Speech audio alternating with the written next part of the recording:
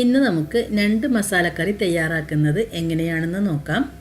അതിന് വേണ്ടി ഞാനിവിടെ ഒരു ചുവട് കട്ടിയുള്ള ഒരു പാത്രം എടുത്തിട്ടുണ്ട്. ഇതിലേക്ക് പാത്രം ഒന്ന് ചൂടായി വരുമ്പോഴത്തേക്കും 2 ടേബിൾ സ്പൂണോളം വെളിച്ചെണ്ണ ചേർക്കാം. ഇപ്പോൾ എണ്ണ ചൂടായിട്ടുണ്ട്. ഈ എണ്ണയിലേക്ക് 2 ചെറിയ കഷ്ണം പട്ട, 4 ഏലക്ക പൊടിച്ചത് എന്നിവ ചേർക്കാം. അതുപോലെ ഒരു പിടി വെളുത്തുള്ളി ഇഞ്ചി ചതച്ചത് ചേർത്തിട്ടുണ്ട്. ഇത് കുറച്ചധികം തന്നെ ചേർത്തിട്ടുണ്ട്. കുറച്ച് കറിവേപ്പില, 3 പച്ചമുളക് നീളത്തിൽ അരിഞ്ഞത്,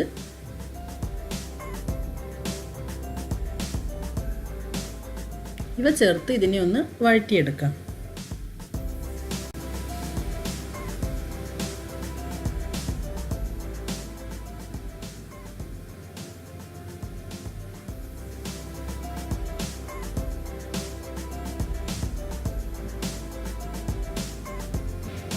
ഞാനിവിടെ ഇടത്തരം വലിപ്പമുള്ള 2 സവാള ചെറിയ കഷ്ണങ്ങളാക്കി എടുത്തിട്ടുണ്ട്.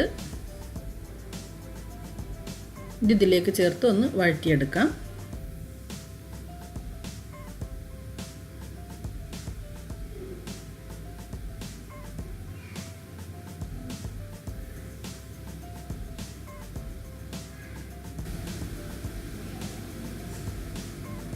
സവാള ഒന്ന് വഴറ്റിയതിന് ശേഷം ഇതിലേക്ക് 2 വലിയ പഴുത്ത തക്കാളി ചെറിയ കഷ്ണങ്ങളാക്കി എടുത്തത് ചേർക്കാം.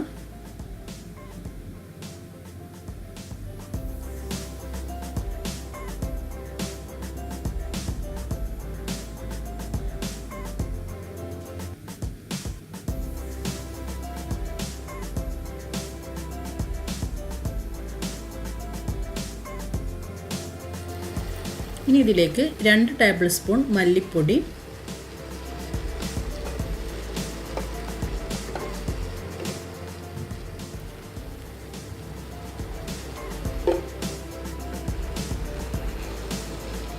2 ടീസ്പൂൺ മുളക് പൊടി,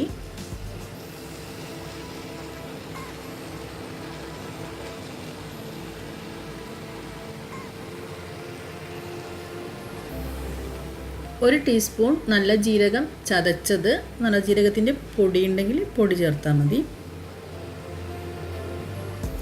1 ടീസ്പൂൺ മഞ്ഞൾപ്പൊടി, 1 ടീസ്പൂൺ കുരുമുളക് പൊടി. ഇത്രയും ചേർത്ത് ഇതിനെ നമുക്ക് നന്നായി ഒന്ന് വഴറ്റിയെടുക്കാം.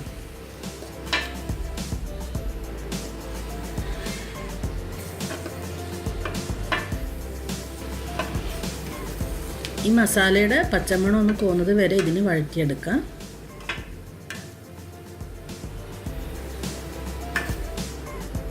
ഞാനിവിടെ 1.5 കിലോ ഞണ്ട് കഴുകി വൃത്തിയാക്കി ചെറിയ കഷ്ണങ്ങളാക്കിയിട്ടുണ്ട്. ഇതിനെ നമുക്കിതിലേക്ക് ചേർത്ത് കൊടുക്കാം.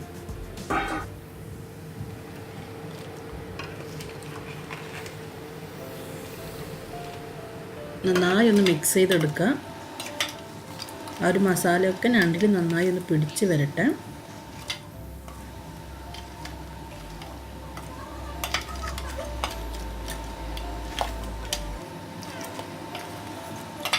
ഞാനിതിൽ ഒട്ടും തന്നെ വെള്ളം ചേർക്കുന്നില്ല. ഈ ഞണ്ട് വെന്ത് വരുമ്പോൾ ആവശ്യത്തിനുള്ള വെള്ളം ഇതിലുണ്ടാവും. ഇനി നമുക്കിതിനെ ഒന്ന് അടച്ച് വെച്ച് വേവിച്ചെടുക്കാം.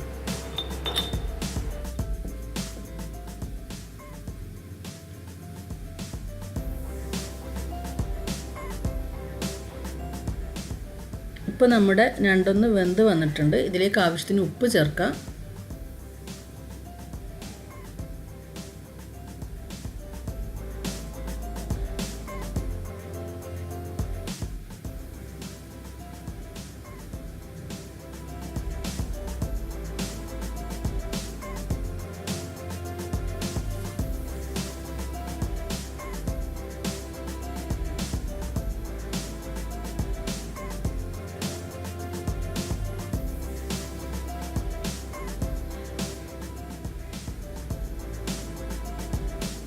ഇനി നമുക്കിതിലേക്ക് ഒരു 3/4 കപ്പ് നല്ല കട്ടിയുള്ള തേങ്ങാപ്പാൽ ചേർക്കാം. നല്ല കട്ടി തേങ്ങാപ്പാൽ തന്നെ എടുക്കണം.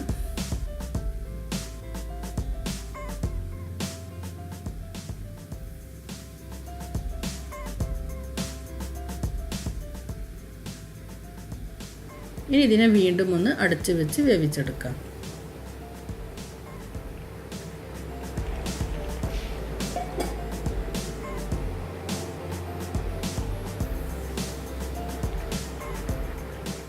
ഇപ്പം നമ്മുടെ കറി തിളച്ച് കുറുകി വരുന്നുണ്ട്. ഇത് എത്രത്തോളം വറ്റിച്ചെടുക്കുന്നു അത്രയും ഇതിന് ടേസ്റ്റ് ഉണ്ടാകും. ഇതിലേക്ക് കുറച്ച് മല്ലിയില ചേർക്കാം.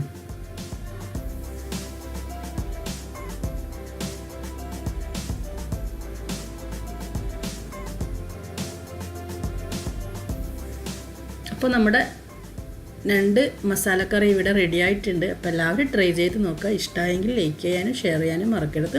അതുപോലെ സബ്സ്ക്രൈബ് ചെയ്യാത്തവരാണെങ്കിൽ സബ്സ്ക്രൈബ് ചെയ്യാനും മറക്കരുത്.